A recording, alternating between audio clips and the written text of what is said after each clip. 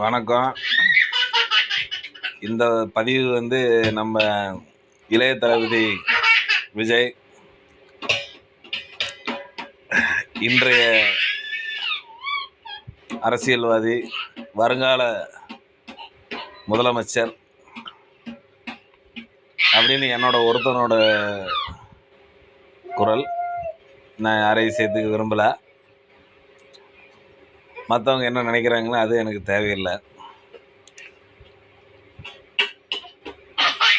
விஜய் என்ன ஒன்று சொல்கிறேன், என்னோட கருத்து அவ்வளோதான், வேறு ஒன்றுமே கிடையாது. இந்த மாதிரி உண்மையை சொல்கிறேன், நான் வந்து விஜயகாந்த் ரசிகர். இந்த படத்தில் செந்தூரப்பாண்டி தம்பி நீங்கள் உங்களுக்கு தோல்வியே இல்லைன்னு விஜயகாந்த் சொல்லுவார். அது மாதிரி உங்களுக்கு என்றைக்குமே தோல்வி வராது. பேர்லேயே விஜய்னு இருக்குது. விஜய்னா என்னது? ஜெயிக்கிறது, விஜய் பவ. அதனால் வந்து இந்த ஏணி மாதிரி தான் நம்ம வாழ்க்கையும், சரிங்களா? ஏறுறது பல படிக்கட்டாக இருந்தாலும் கடைசியில் ஏறி முடிச்சிட்டோம் அப்படின்னா அந்த படிக்கட்டுலாம் வந்து கீழே தான் இருக்கும், நாம் மேலே இருப்போம். அது மாதிரி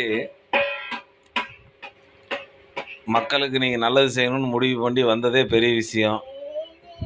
இப்போ இருக்கிற அரசியல் சூழ்நிலையில் வந்து ரொம்ப ரொம்ப நல்லது தான்.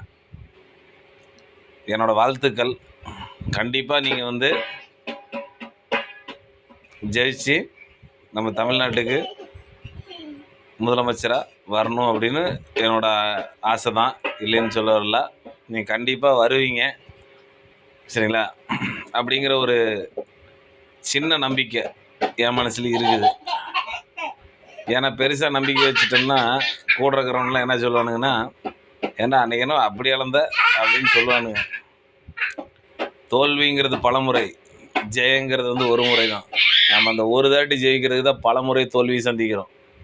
ஒவ்வொரு தோல்வியும் வந்து ஒவ்வொரு ஜெயிக்கிறதுக்கான ப்ளஸ் தான். அது மாதிரி இந்த ஜூலியக்கா ஒரு கிளச்சிச்சு 50 500 ஆக்கிடாதீங்க அப்படின்னு.